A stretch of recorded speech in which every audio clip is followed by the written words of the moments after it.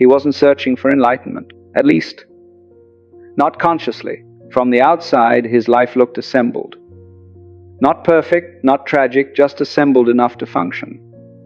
A job that paid the bills, conversations that passed the time, responsibilities that gave structure to the days. Nothing was collapsing. Nothing was on fire. And yet, something inside him felt permanently unfinished. It wasn't sadness, not depression in the obvious sense. He could still laugh. He could still enjoy small things. But beneath all of it, like a low electrical hum, there was a quiet restlessness that never fully shut off. It followed him everywhere. In the morning, while brushing his teeth, staring at his own reflection a little longer than necessary. On his commute, watching people scroll endlessly on their phones, faces blank, eyes tired. At night, lying in bed after the lights were off, when the world finally went quiet and there was nowhere left to run. That was when the question appeared. Not dramatically, not as a crisis, just a simple, persistent whisper. Why am I doing all this? At first, he ignored it. Everyone has questions, he told himself. This is just adulthood. This is how life is supposed to feel. You work, you distract yourself, you sleep, and then you do it again. But the question didn't leave. It didn't demand an answer. It didn't threaten him. It simply stayed calm, patient, waiting, and slowly, that patience became unbearable. He noticed how often he lived on autopilot, how conversations repeated themselves with different faces, how ambitions that once felt meaningful now felt borrowed, as if he had picked them up because everyone else seemed to be carrying the same ones. Success didn't excite him the way it was supposed to. Failure didn't devastate him either. Everything landed somewhere in the middle. Muted, diluted. He wasn't unhappy, but he wasn't here either. There were moments, small, fleeting ones, when the noise dropped for a second. Watching rain slide down a window, standing alone in an empty room after everyone had left, pausing between breaths without realizing it.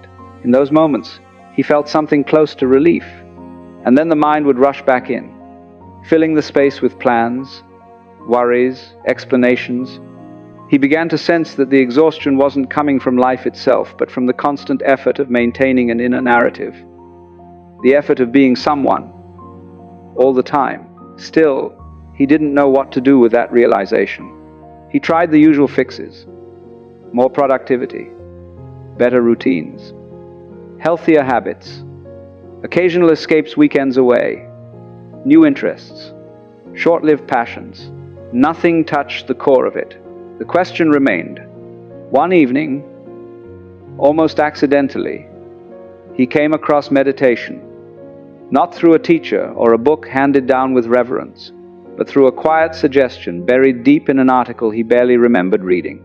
Sit, watch the breath, do nothing else.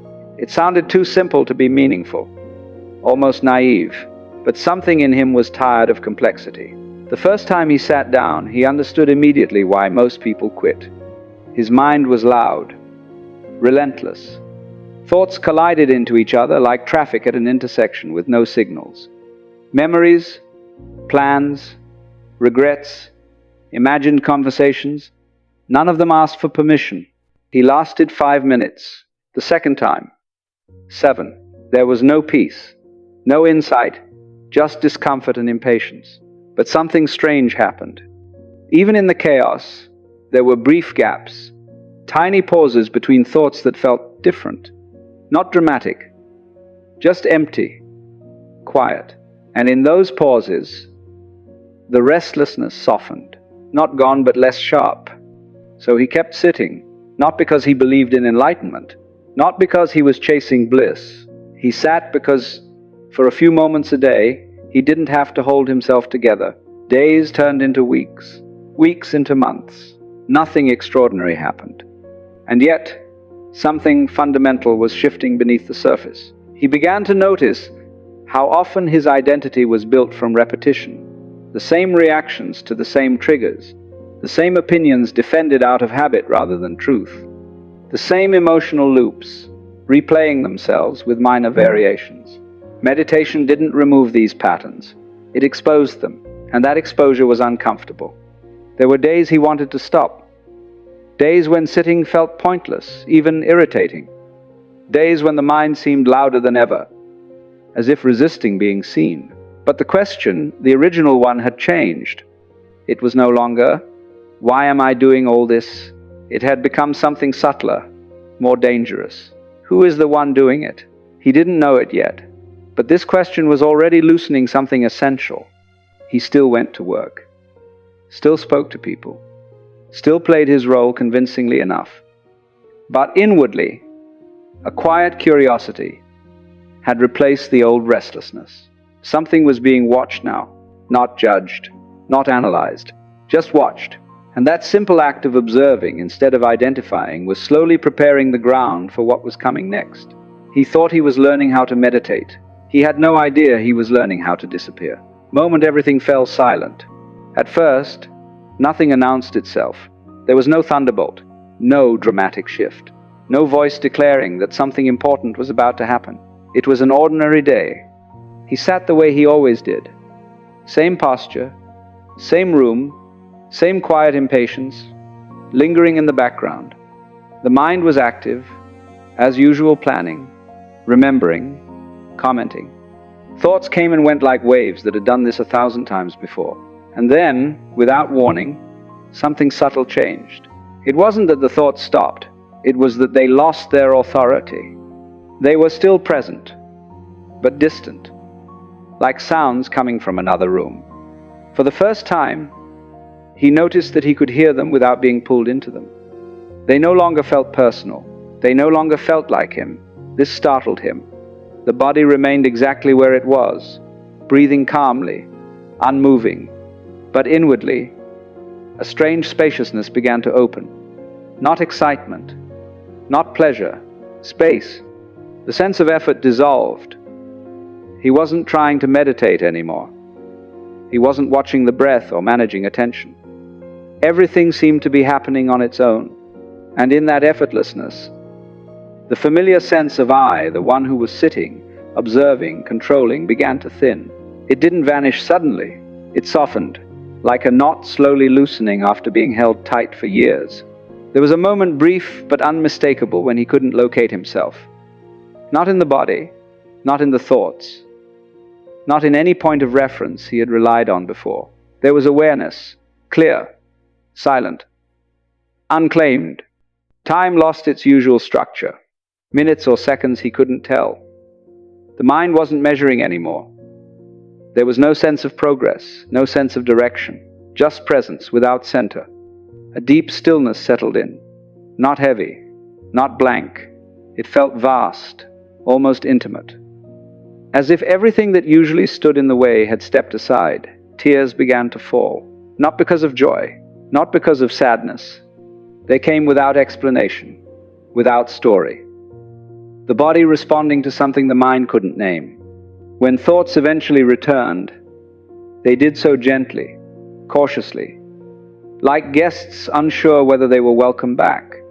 The sense of self reassembled slowly, piece by piece, less solid than before. He opened his eyes. The room looked exactly the same, and yet it wasn't. Colors seemed softer, sounds more immediate. The ordinary objects around him, walls, furniture, light, felt strangely vivid, as if he were seeing them without the usual layer of interpretation. He stood up, slightly unsteady, as if returning from somewhere far away. For the rest of the day, everything felt lighter. Conversations flowed without friction. Problems that normally provoked anxiety seemed distant, manageable. Even his own thoughts felt less convincing. Something fundamental had shifted. He didn't have the language for it, but one idea kept repeating itself quietly. This is what people mean by awakening. For the next few days, the sense of relief remained. There was a background calm that didn't depend on circumstances. When irritation arose, it dissolved quickly. When worry appeared, it felt shallow, almost transparent. He noticed how little effort it took to be present now, how silence seemed closer, more accessible. He felt as if he had stepped out of a cramped room he didn't realize he'd been trapped in. There was a subtle confidence that came with it. Not arrogance, but certainty. The certainty that whatever this was, it was real. That it wasn't imagined or manufactured. Something had been seen. Friends noticed a difference. They commented on how relaxed he seemed, how grounded. He smiled but said little. There was nothing he could explain without diminishing it. And in truth, he didn't want to explain it. This felt fragile, private, like a discovery that could be damaged by too much exposure. But slowly, without him noticing, expectations began to form. He expected the calm to last, expected clarity to deepen, expected life to unfold with less resistance now. After all, something essential had fallen away. The old restlessness was gone, or so it seemed.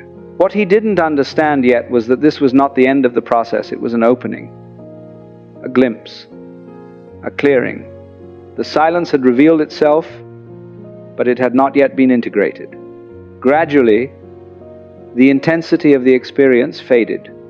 Not abruptly, just enough that he could sense it slipping beyond his grasp. Meditation no longer dropped him into the same depth automatically. Presence required more attention again. And with that subtle withdrawal, something else began to surface. A faint unease. At first, it was barely noticeable, easy to dismiss. He assumed it was just the mind adjusting, recalibrating.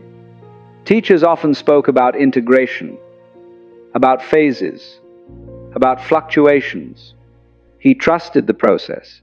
But beneath that trust, a question was quietly forming, one he would not fully face until it became impossible to ignore. If the self is not what I thought it was, if the center has dissolved, even briefly, then what remains to hold my life together? That question did not bring fear immediately. It brought silence. And in that silence, the ground beneath his certainty began to thin. He had touched something real, but he was about to discover that seeing the truth even briefly does not automatically teach you how to live with it. At first, he thought something was wrong. The silence was still there, technically. Thoughts still appeared less solid than before. The sense of self never fully returned to its old density. From the outside, nothing dramatic had changed. And yet, something essential had shifted in a way he hadn't anticipated. The calm that followed the awakening did not deepen into bliss. It thinned. What remained was not peace but space, wide, neutral, directionless. He began to notice it in ordinary moments. Sitting alone in a room that once felt familiar now felt strangely hollow. Conversations lost some of their weight, their emotional grip. Laughter sounded distant, almost performative. He was present but detached. This wasn't dissociation. He wasn't numb. In fact, he felt more sensitive than before. But the sensitivity had nowhere to land. The world continued as usual. People talked about plans, worries, ambitions, relationships, the same dramas, the same rhythms. And he could see them clearly, too clearly. It was as if a layer had been removed, and without that layer, life no longer held itself together the same way. Meaning didn't disappear, but it stopped presenting itself automatically. He had to choose it now, and he didn't know how. The emptiness didn't announce itself as suffering. It arrived quietly. Like a change in weather you only notice after it has already settled in. There was no sharp pain, just a persistent absence. An absence of orientation, an absence of emotional gravity. He would sit among people and feel as though he were observing from a slight distance. Not above them, not better than them. Just separate, as if everyone else was still inside the story and he had stepped 1 inch outside of it. That inch was enough. Loneliness began to surface, but not the kind he recognized. Not the loneliness of wanting company or intimacy.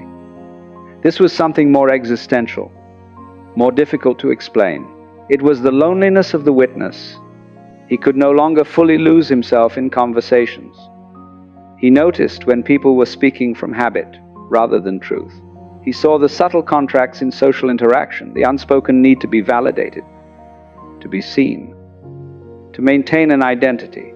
He didn't judge it, but he couldn't unsee it.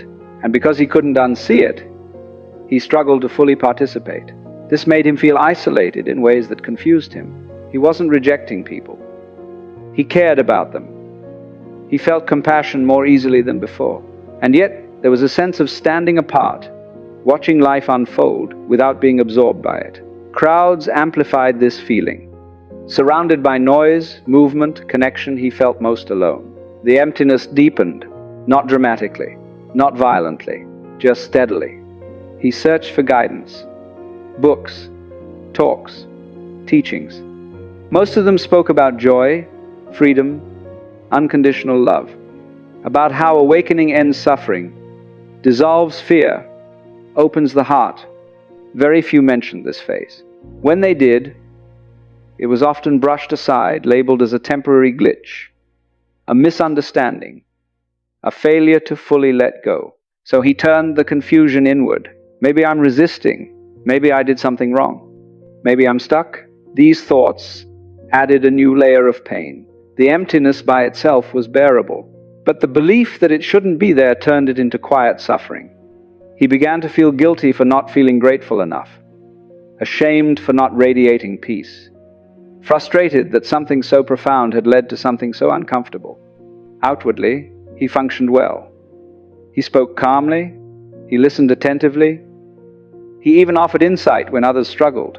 Inwardly, there was a constant low-grade ache, not emotional collapse, not despair, just the persistent sense of being unmoored.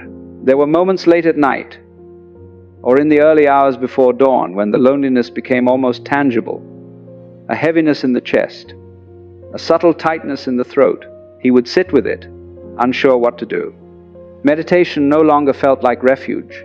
Silence no longer felt like relief. The practices that once opened him now seemed to amplify the emptiness. For the first time, doubt entered the picture. Not doubt about the experience itself, but doubt about the path. If this is awakening, why does it hurt? If truth has been seen, why does life feel thinner? He didn't want to go back. He knew that much. Whatever had been seen couldn't be unseen. The old way of living, unquestioned, automatic, was no longer available. But moving forward felt unclear. He stood between two worlds. One he could no longer inhabit, one he did not yet understand. The emptiness felt like exile, and the most unsettling realization of all began to take shape. Nothing was coming to fill it. No new identity, no spiritual high, no final answer. Just this open, unstructured space asking to be lived rather than resolved. He didn't know it yet, but this was the real threshold. Not awakening itself, but learning how to live without the structures that awakening had dissolved, learning to live without illusions. Nothing dramatic marked the turning point. There was no sudden insight that dissolved the emptiness. No moment where loneliness transformed into love. No internal voice offering reassurance. What changed was quieter than that. He stopped trying to escape what was happening.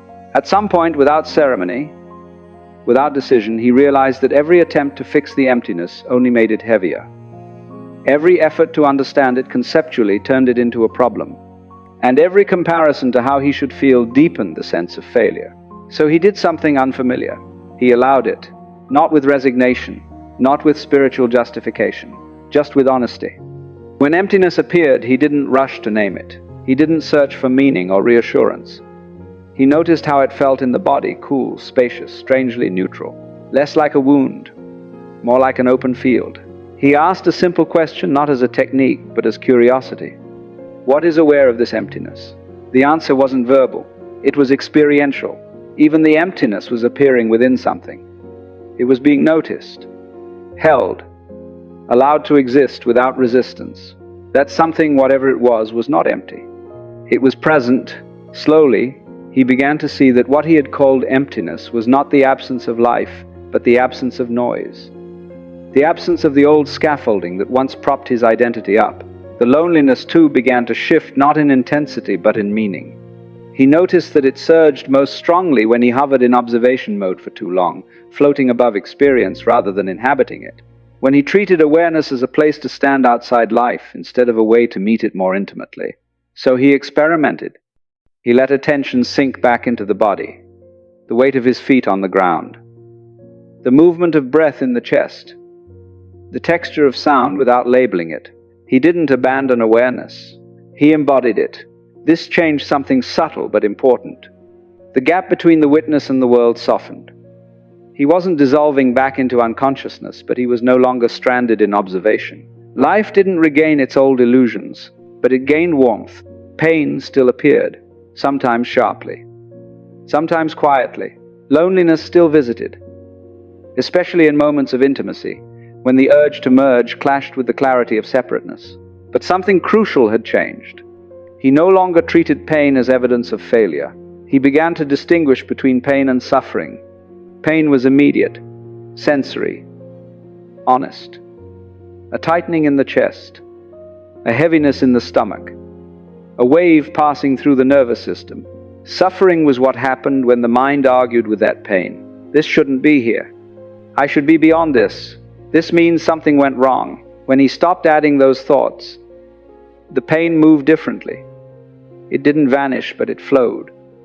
It had a beginning, a middle, and an end. And in that flow, something unexpected emerged. Tenderness, not sentimentality, not emotional indulgence. A quiet respect for the fragility of being human. He saw that awakening hadn't removed vulnerability, it had exposed it, stripped away the distractions that once numbed it. What remained was a nervous system more open, more responsive, more alive. This was not a regression. It was sensitivity without armor. Gradually, he stopped waiting for a final state to arrive. He stopped measuring his experience against spiritual ideals. He stopped hoping for permanent peace. Instead, he learned to meet each moment as it was empty or full, painful or gentle, clear or confusing.